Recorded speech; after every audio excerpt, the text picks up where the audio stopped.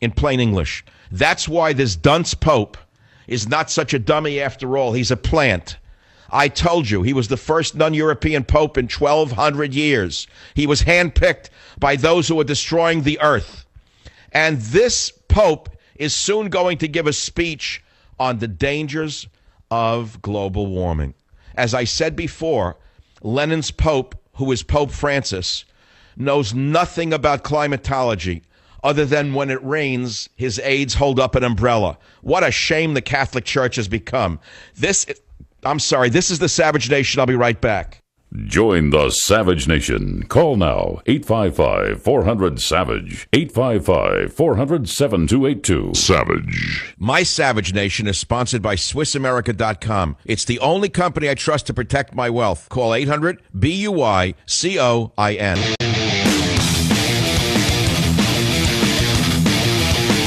Talking about the infrastructure of America falling apart owing to government bureaucracy and to corruption, and the fact that we do have a crumbling infrastructure that's worse than the third world. But I want to remind you of something that any trucker can tell you about, any driver can tell you about. We pay vast excise taxes on every gallon of fuel. There are trucker taxes on semis and rigs. There are ferocious taxes paid by consumers and businesses that are supposed to be used to pave and maintain roads and to build new roads as needed. But let me ask you something. Can you name any new highways that have been built since 1950? The money is being stolen and being used by the government for pensions, no doubt. And what about NAFTA, which allowed Mexican trucks into the southern border states of California, Arizona, Texas, and New Mexico without paying any fees? That's right. You heard me. United States truckers pay through the nose. Mexican trucks pay nothing. And what about the bond issues? Local municipalities which float bond issue after bond issue to pay for schools and roads. Well, what happens when the bonds exceed the ability to repay, and then they rape the local treasuries to pay pensions and retiree medical benefits? I don't see how this nation survives. I do not see how a nation can survive when corruption ranges from the top to the bottom. And remember this, a fish rots from the head down. The nation is rotting because Obama is rotten. Now let's go to some callers on the Savage Nation. Mike on WABC in New York City is calling. Make your point, please. Go ahead. Hey, Michael. How you doing? I wanted to bring up something from your first hour about Roosevelt, the PWA, and the CCC. You hit a home run with that. I know I did, and no conservative so-called in the media could have done what I did because they're locked in their doxy. Michael, my father is 94. He's listening to the show right now. He was in the CCC, grew up in the Bronx like you. It saved his life. It saved his life. You see that? You see, your father is a testament to the CCC camps, and your father probably told you some stories about what went on in the camps. Am I right? Absolutely. It was very, very tough. They formed men. They formed people. And they, after that, he wound up going off to war. He's listening to you now. He was on Okinawa in 1945. Amazing.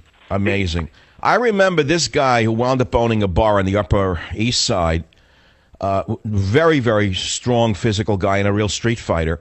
He told us young kids about the CCC camps, and he said, well, we had shovels, and we would shovel all day long, and he said we loved it because it made us strong. He said it built up all my muscles, and he actually showed us which muscles in his body, mainly his lats and his shoulders and his biceps and triceps, were developed from shoveling all day long in the CCC camps. You know what I did as a result? I'd go down in the basement, and I would take my dumbbells, and I would imitate using a shovel, wanting to build up my body as a result of that inspiring story.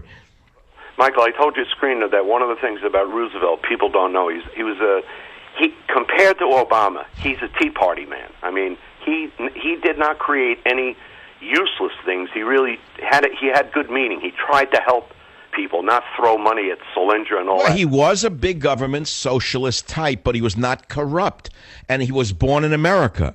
And he loved the country. And whatever he did was for the betterment of the country, as opposed to the character in the White House who does not do everything for the betterment of the nation. We don't trust his patriotism, and we don't trust his loyalty to America. I don't care what his missus says. He is a sneak, and we don't trust him. Right. FDR is a very misunderstood man. And the right wing always says FDR was no good and a socialist. And that's why I felt obligated to talk about these amazing things that were built by the government. The Hoover Dam, the Golden Gate Bridge, the George Washington Bridge, these schools, courthouses, city halls, hospitals, the work of the Tennessee Valley Authority, the Hoover Dam, all built during this era by big government.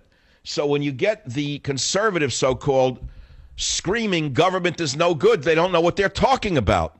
It's a matter of what kind of government, not the fact that all government is bad. Well, Michael, being a New Yorker, you know all about Robert Moses and what he did for the city. I do, and he was very controversial. He built the Southern State Parkway going out to Long Island, and he was considered an evil man by some, wasn't he? Took away farms to do it? Yeah, and he built low bridges so buses couldn't get to Jones Beach. There's a lot of, Oh, you know about that story, right? Mike, people who can't read English driving trucks are hitting those bridges every day on the Bell Parkway in Brooklyn. That's an interesting story that I should tell right now. Hold on the line. If you go into New York and you want to go out to Jones Beach, you'll notice there are, overhead passes from little walkways or tunnels where they built over the road. Well, they're too low for buses to pass under them. And the reason Robert Moses did that was to keep minorities out from off of Jones Beach because they couldn't come out there by bus. Isn't that the reason? Yeah, he was he was a bit of an aristocrat and an autocrat, and he just. I remember being told that, and people, I didn't actually believe it, that they would design the overpasses to be too low for a bus to pass under to keep out minorities from the beach. I swear to God, I couldn't believe it when I was a kid. Well, they're solid granite. It would cost millions of dollars to remove one of them. Yeah, Moses was very controversial, not only for that part of the construction, but also for the fact just that he built these highways was considered controversial. You know that these big construction projects were based upon the construction projects that were undertaken by Adolf Hitler first. Did you know that? Yeah, the Autobahn. That's right. Oh, you really know your stuff. See, Hitler was not a fascist from the beginning. He was actually a pretty interesting nationalist, not a fascist. And he was the first to build this interstate highway system called the Autobahn. You got to stay on the line and talk more about the CCC. Can we get your father on the phone, or is he too shy? He's not with me. He's in his own house. All right, stay on the line. We want to talk more on the Savage Nation. Join the Savage Nation. Call now, 855-400-SAVAGE. Savage.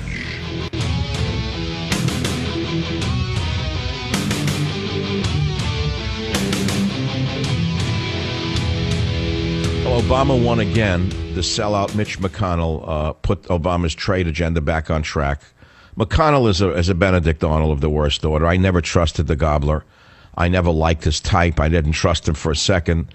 But just today, Senate Majority Leader Mitch McConnell, who has thrown away the legacy we gave him, put President Obama's trade agenda back on course, which clears the way for likely approval within days for this very, very controversial, especially autocratic legislation. Shame on McConnell, but a man like he has no shame.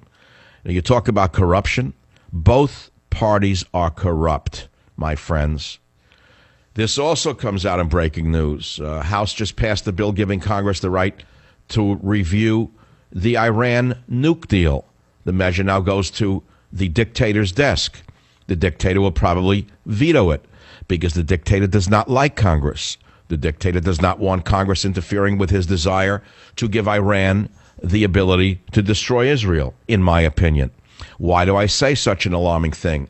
Because a top advisor to the chief nutcase, Khamenei, says we have divine permission to destroy Israel. This is at the same time that Barack Hussein Obama is giving Iran a pathway to a nuclear weapon.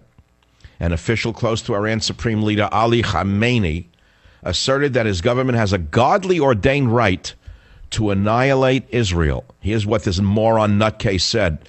The government of the Islamic Republic of Iran has divine permission to destroy Israel, said Mojtaba Zolnur, a Khamenei representative. According to semi-official state news agency Fars, Zolnar said, quote, the noble Quran permits the Islamic Republic of Iran to destroy Israel. He added that even if Iran, and you see the picture. And this is the same Iran that Obama is making nice to. You don't have to be a conservative. You just have to be an American to understand that this rhetoric is identical to that of Adolf Hitler. And I don't care that he has a beard and wears a turban. It's Adolf Hitler speaking Farsi instead of Nazi. And I'm Michael Savage, and I agree with my own monologue. Let's go back to the infrastructure problem. WVLK Radio. Enid, welcome to the program. Make your point, please. Yeah, Enid Peace Flange, Michael. I've been distracted by the other subjects, and the infrastructure is suffering. This is a second-time call for me. The infrastructure is suffering mightily because of many things. One, for example, the infrastructure is far more than the roads. It's the sewers, the water, the electricity, et cetera, the communication systems, and they're all suffering because of big government intervention. For example, here in Kentucky, the electrical generation is strained by peak demand, and when the peak demand comes up, they are required to use little generators all throughout the state that are run on natural gas or propane, and we are the largest coal producer around here. There are bigger coal producers than us, but Kentucky is a huge coal producer.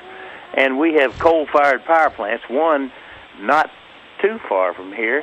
In Tyrone, Kentucky, it has not produced coal-generated power for 10 years. You're saying because the government stopped the production of energy by these coal-fired generators, right? Exactly. The one in Tyrone, Kentucky, down on the Kentucky River.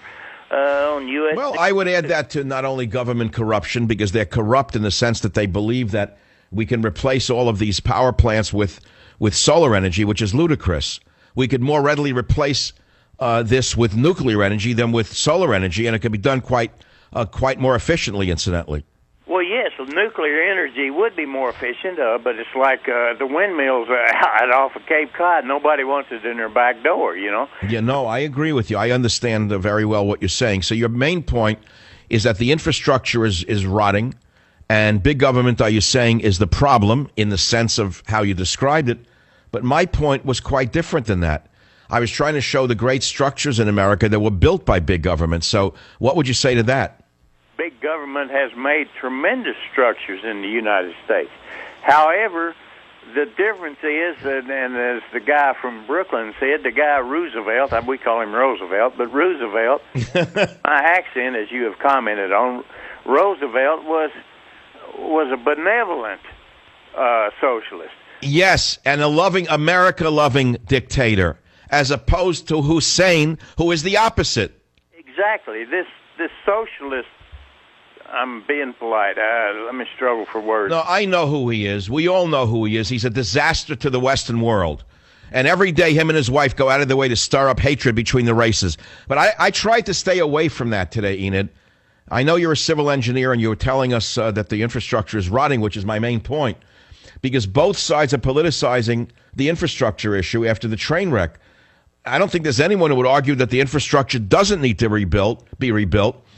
However, we need a sane, non-corrupt government to oversee it. We don't have that.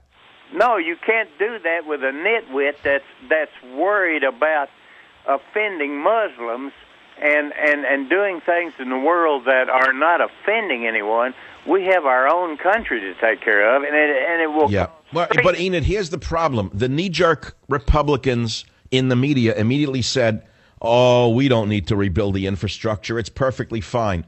They're wrong. They're just wrong. The infrastructure is falling apart. They live in a bubble of private jets and mansions in Palm Beach that don't even know the roads are crumbling. They don't know that the water mains are broken. They don't know the electrical grid is not functioning because they never are affected by it. That's the point I'm trying to make, Enid. You're exactly right.